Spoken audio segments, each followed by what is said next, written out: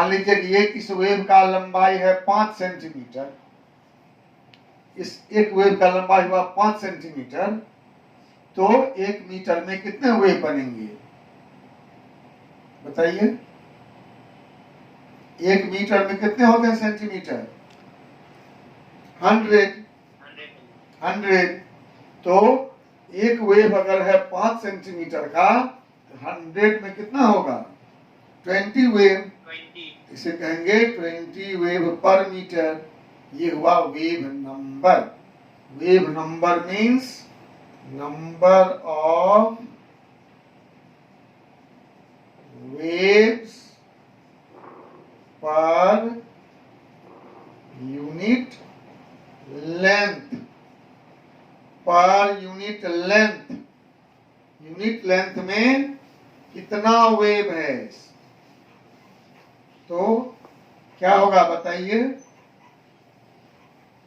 इसका न्यू बार होता है c by lambda, where c क्या है? c क्या है? Speed of light. ये लाइट के लिए है, रेडिएशन के लिए। कहीं भी किसी पर लागू करेंगे तो उसका स्पीड हो जाएगा। This formula is only for light, याद रखो। दूसरा कहीं वेव नंबर निकालना है तो उसका जो स्पीड होगा वो डालेंगे। स्पीड मतलब क्या हुआ कि c centimetre distance is travelled in unit time, नहीं तो उस समय में कितना बना हुए, सॉरी 1 बाय लैम्डा ना, 1 बाय लैम्डा यूनिट लेंथ ना, यूनिट लेंथ मतलब लैम्डा सेंटीमीटर में मान लो एक वेव हुआ, 1 सेंटीमीटर में कितना वेव होगा? 1 बाय लैम्डा ना। This is nu bar, not c by lambda. ठीक है? Wave number is nu bar is 1 by lambda. अब ये सेंटीमीटर लेंगे तो सेंटीमीटर इनवर्स, ये मीटर लेंगे तो मीटर इनवर्स, ये पिकोमीटर लेंगे तो पिकोमीटर इनवर्स, एंगस्ट्रम लेंगे तो एंगस्ट्रम इनवर्स। इसका यूनिट क्या होगा? जनरली यूनिट क्या होगा? सेंटीमीटर इनवर्स या नैनोमीटर इनवर्स या पिकोमीटर इनवर्स या एंगस्ट्रम इनवर्स। मीटर भी हो सकता है लेकिन जो छोटा होता है। हाँ बेटा, लैपटॉप थोड़ा राइट साइड की तरफ हो गया।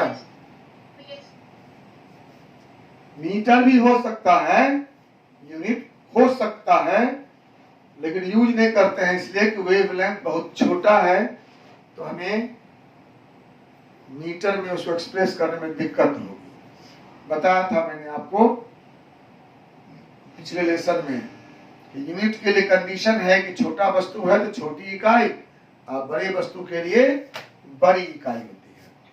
आप किसी जेवर के दुकान में जाएंगे, सोना चांदी के दुकान में, तो वहां देखे हैं बड़ा बड़ा किलो रखा हुआ, 20 किलो 10 किलो का क्या रहता है वहाँ? ग्राम वाला, 10 ग्राम 20 ग्राम 5 ग्राम 1 ग्राम 100 ग्राम ऐसे। कहीं चावल के मंडी में जाएंगे तो वहाँ 10 ग्राम 5 ग्राम मिलता है। किसी दुकान में बोलेंगे 10 ग्राम चावल दो भाई, देगा क्या?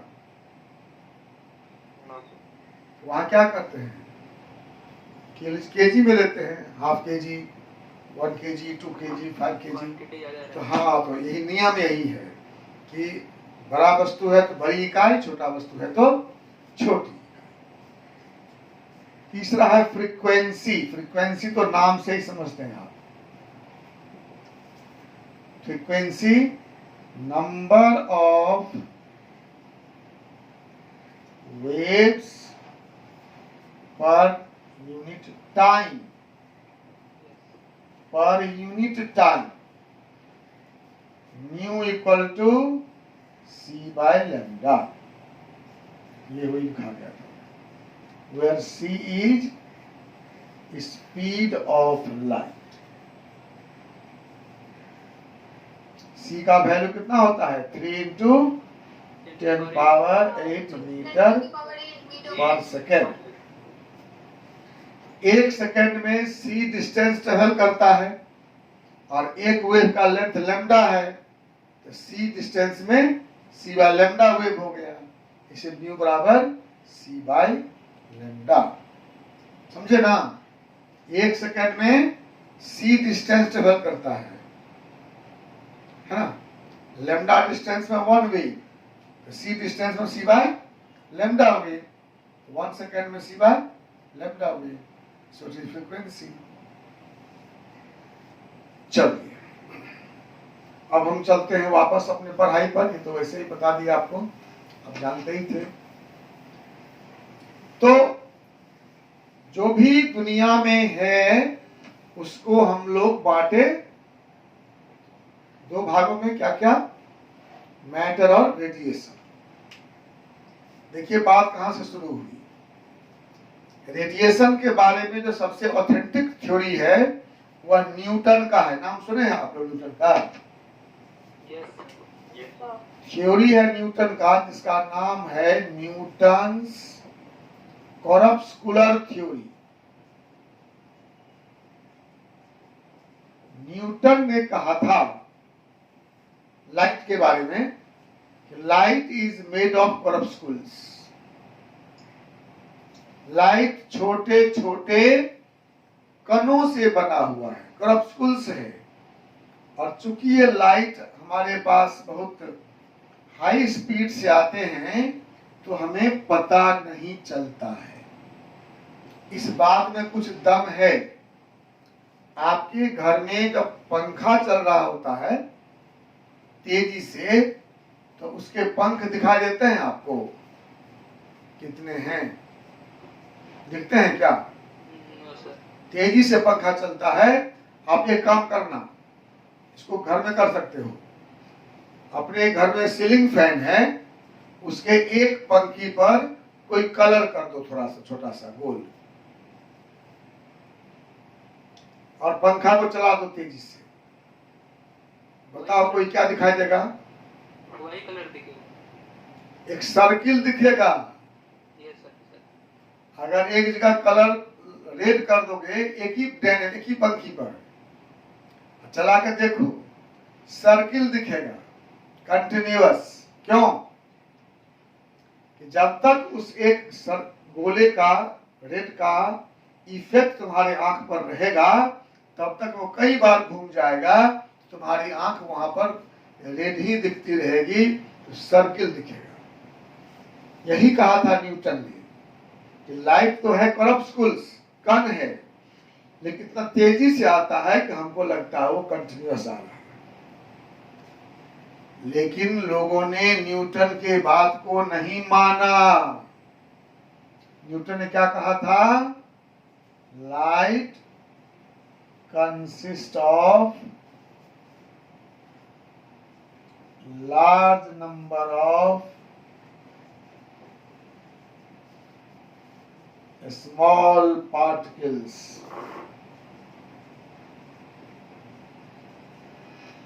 known as corpuscles। ठीक है? लोगों ने नहीं माना, नहीं ये लाइट कॉरपस्कुल नहीं हो सकता, लाइट पार्टिकल नहीं हो सकता। तब आया हाइजीन का wave theory.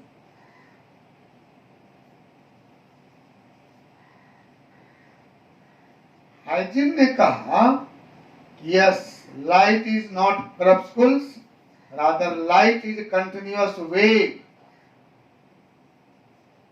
Light is a continuous wave.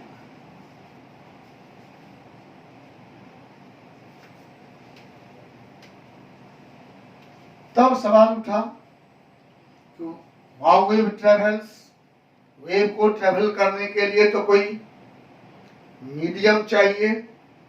तो उसने कहा कि इस एटमॉस्फेयर में ईथर नाम का एक सब्सटेंस है जो हमेशा वाइब्रेट करता रहता है, और उसी के वाइब्रेशंस के द्वारा ये लाइट हमारे पास पहुंचता है।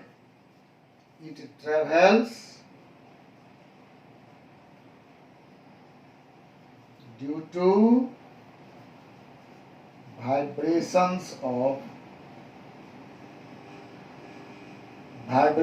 of ethereal medium,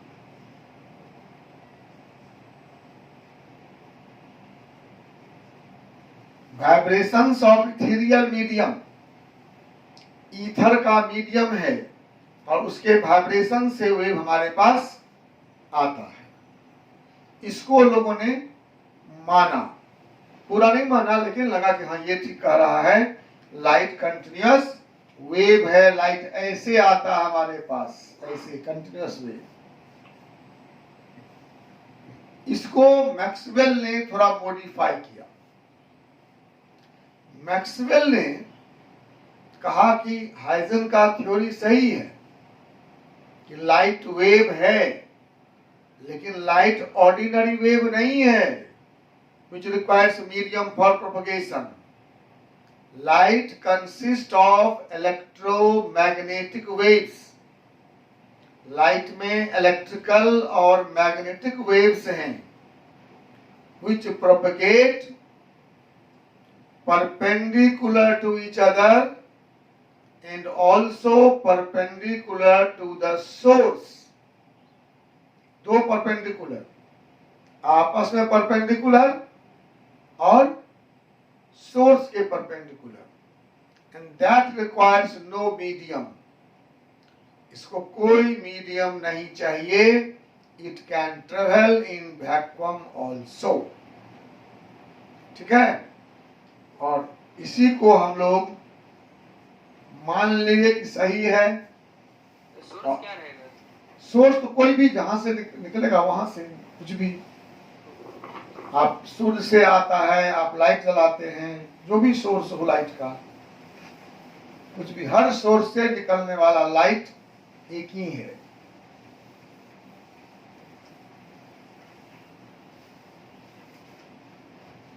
ठीक है, तो ये बहुत ऑथेंटिक लगा लोगों को, और इसने कुछ बातों को एक्सप्लेन भी कर दिया, तो लोगों ने माना। साइंस में यही होता है, जो हमारे ऑब्जर्वेशंस को एक्सप्लेन कर देगा, उसी थ्योरी को हम लोग मान लेते हैं कि सही है। ठीक है, इसे कहते हैं Maxwell's electromagnetic radiation, EMR, electromagnetic radiation theory, EMR theory. इसको डिटेल पढ़ेंगे फिजिक्स में। फिजिक्स में तो ऑप्टिक्स पढ़ना है आप लोगों को, हम डिटेल में नहीं जाएंगे। हम अपना जो हमारा काम है एटॉमिक स्ट्रक्चर तक उतना ही बताएंगे। इस थ्योरी ने कहा कि light consist of electrical and magnetic waves which propagate perpendicular to each other and also perpendicular to the medium. Light consists of electrical and magnetic waves which propagates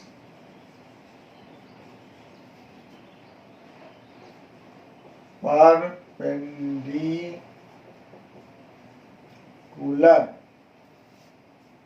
parallel नहीं, perpendicular to each other and also perpendicular to the source. ये मान लो कोई light source है, इस light source के perpendicular travel करेगा ये, और आपको मालूम है कि स्ट्रेट लाइन में ट्रेवल करता है।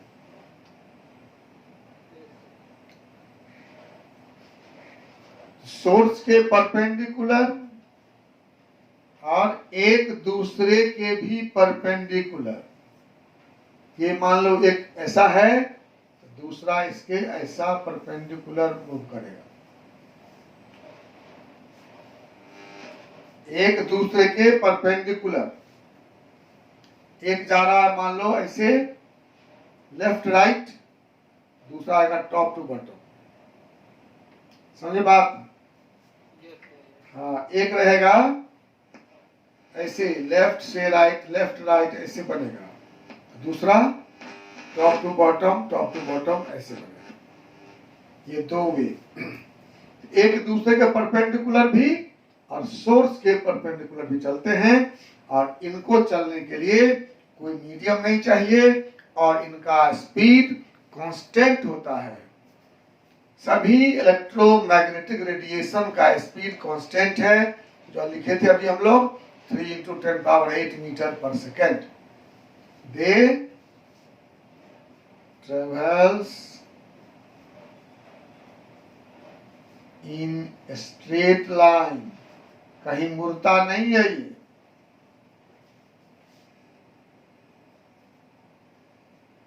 विथ कांस्टेंट स्पीड, स्पीड बदलता नहीं है इसका, कांस्टेंट स्पीड। स्पीड मालूम है 3 × 10⁸ मीटर पर second. It can travel without medium. इसको ट्रेवल करने के लिए मीडियम नहीं चाहिए। ये वैक्यूम में भी ट्रेवल कर सकता है। ये है इलेक्ट्रोमैग्नेटिक रेडिएशन। एनर्जी का सबसे बड़ा रूप जानते ही आप लोग, ठीक है?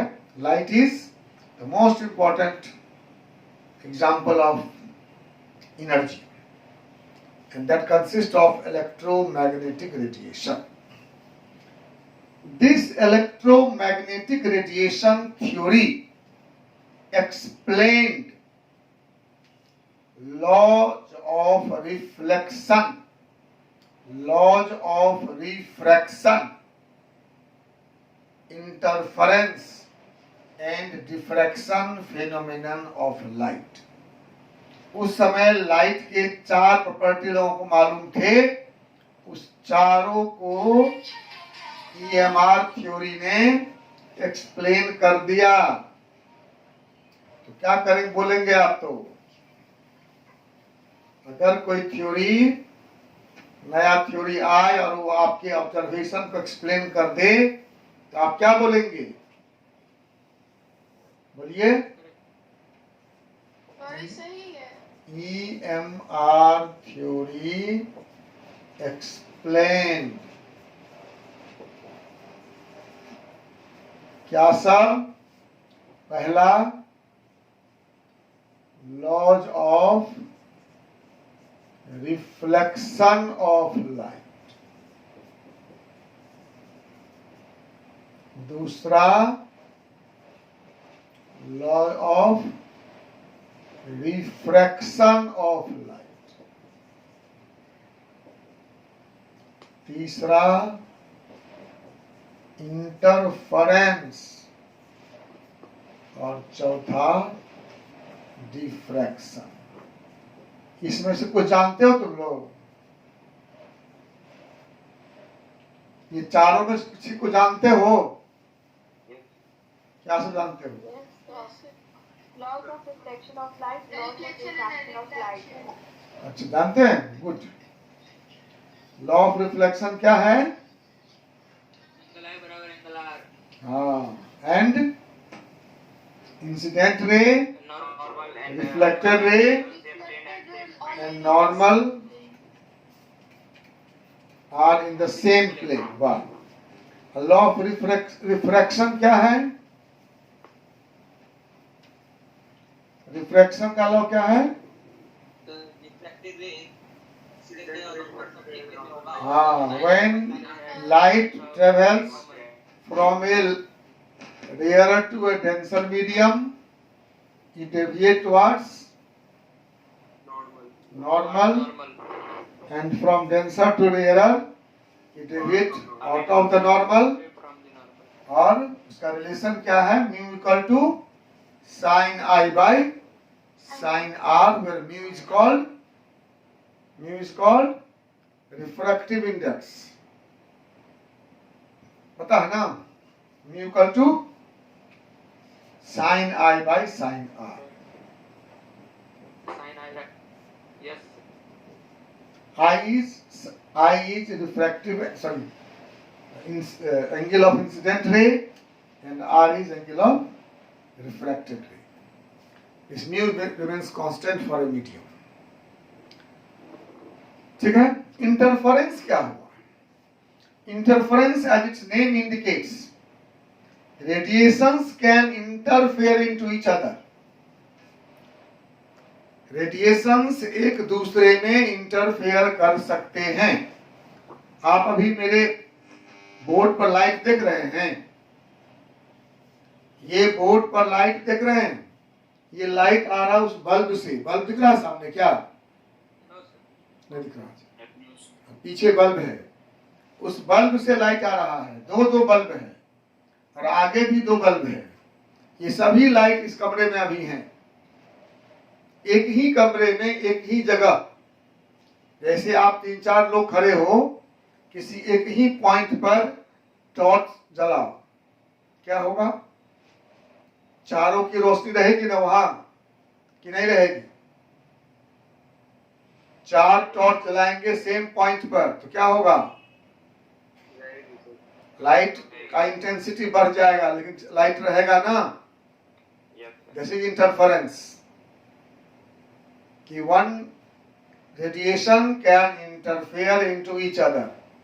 लेकिन जहां तुम बैठे हुए हो उसी जगह पर दूसरा कोई बैठ सकता है क्या? सेम प्लेस पर 2 आदमी एक ही जगह पर उतना ही डायमेंशन में बैठ सकता है? या कोई भी मैटर. ये पेन हम यहाँ रखे हैं, जिस जगह पर ये पेन है उसी स्पेस में दूसरा पेन रह सकता है क्या? नहीं, इसके अगल बगल रह सकता है. तो ये एक दूसरे में इंटरफेयर नहीं करेगा. तो लाइट में इंटरफेरेंस का प्रॉपर्टी है, वो भी ईएमआर थ्योरी से एक्सप्लेन हो गया. और डिफ्रैक्शन हुआ कि जब लाइट किसी क्रिस्टल से पास करता है तो वो डिफरेंट प्लेन से ऐसे नहीं रिफ्लेक्ट होता है. Reflection of light from different surfaces is called diffraction. Detail पढ़ेंगे फिजिक्स में, हम डिटेल में जाना चाहते हैं. हम सिर्फ बताते हैं आपको कि ईएमआर थ्योरी ने इन सभी बातों की व्याख्या कर दी. And so we have accepted EMR theory. That is my point only. ठीक है? हमें इसके बहस से कोई मतलब नहीं है.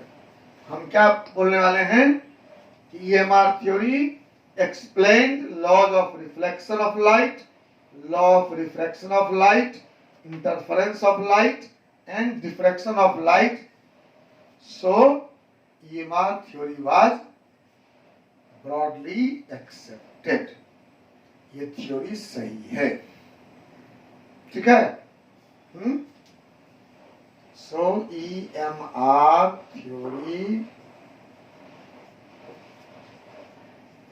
was accepted. ठीक है?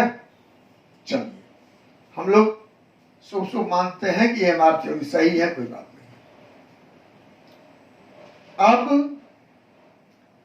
जब मॉडर्न जमाने में हम लोग आए हैं तो कुछ ऐसे फिनोमेनन हुए जैसे photo electric effect. What is photoelectric effect? Photo electric effect हम डिटेल में पढ़ेंगे कि when light is incident upon a metal surface, electrons are ejected. इसे कहते हैं photo electric effect. Compton effect, Compton effect क्या हुआ? When X-ray falls on light element, electrons are ejected and wavelength of X-ray increases. और तो theory आपको पता है 1900 में दिया प्लांक्स ने क्वांटम थ्योरी अपना, प्लांक्स क्वांटम थ्योरी, जिसने ईएमआर थ्योरी को कंट्राडिक्ट कर दिया। और फिर अल्बर्ट आइंस्टीन ने दिया 1905 में theory of relativity equal to mc square, उसने भी कंट्राडिक्ट कर दिया। और एक और नाम सुने होंगे आप, ब्लैक बॉडी रेडिएशन, सुने हो?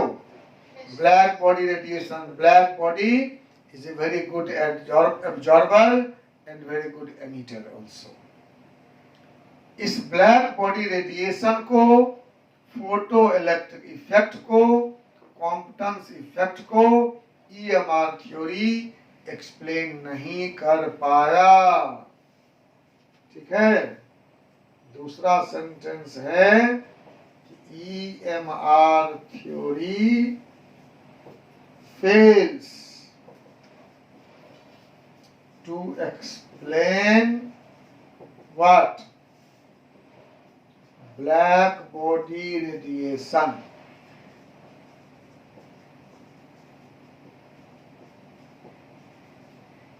दूसरा,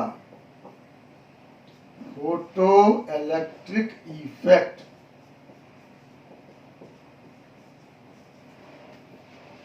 और तीसरा, Compton's effect.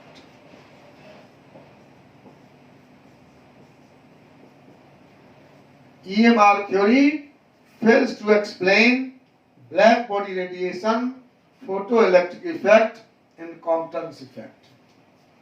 Black body radiation explained by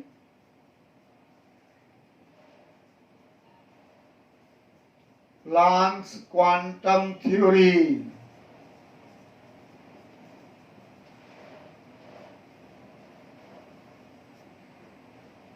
And photoelectric effect, Compton's effect explained by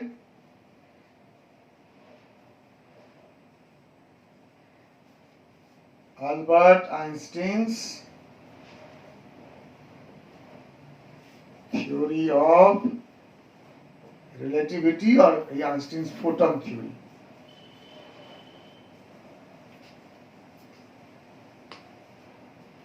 तब क्या करोगे? अब तो फंस गए। कुछ प्रॉपर्टीज लाइट के हैं जो ईएमआर थ्योरी से एक्सप्लेन्ड होते हैं और कुछ थ्योरी हैं जो एक्सप्लेन्ड नहीं होते हैं। वो एक्सप्लेन होते हैं फिर वही पार्टिकल थ्योरी से। मेरी बात को ध्यान दीजिए। Wave theory explained reflection, refraction, interference and diffraction, and particle theory explained black body radiation, photoelectric effect and Compton's effect. Then क्या बोलेंगे आप? हाँ, तो चूंकि इसके कुछ प्रॉपर्टी एक्सप्लेन हो रहे हैं वेव मानकर और कुछ हो रहे हैं पार्टिकल मानकर, तो we have no alternate except yes, we have to explain that light possess dual behavior. और ये फाइनल लोगों ने मान लिया कि लाइट न तो कंप्लीटली वेव है न कंप्लीटली पार्टिकल है, इसको डुअल बिहेवियर है। ठीक है? तो क्या हुआ कंक्लूजन?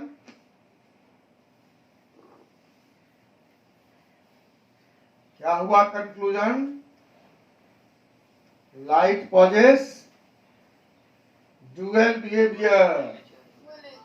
जी, वेव, मैटर वेव, जो डुअलिटी की बात है, इसका जन्म यहीं से होता है।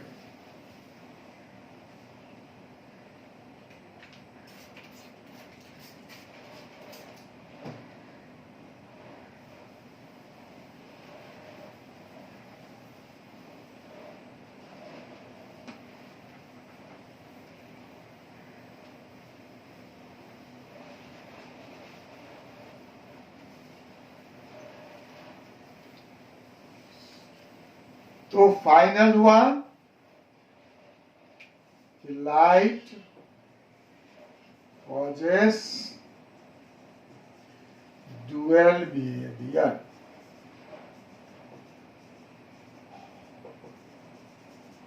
Means as particle as well as wave. Particle nature भी है और वेव नेचर। अब देखिए बड़ा प्रॉब्लम हो गया। प्रॉब्लम क्या हुआ? अभी मैंने क्या बताया था आपको कि यूनिवर्स में मैटर है और रेडिएशन है। मैटर को पार्टिकल नेचर है,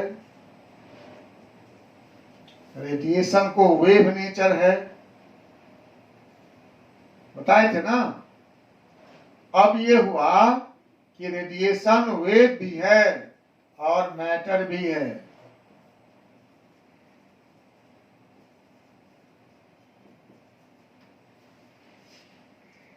मतलब यूनिवर्स में कुछ मैटर हैं जो पार्टिकल नेचर के हैं और रेडिएशन जो है वह वेव भी है और पार्टिकल भी है, मैटर भी है।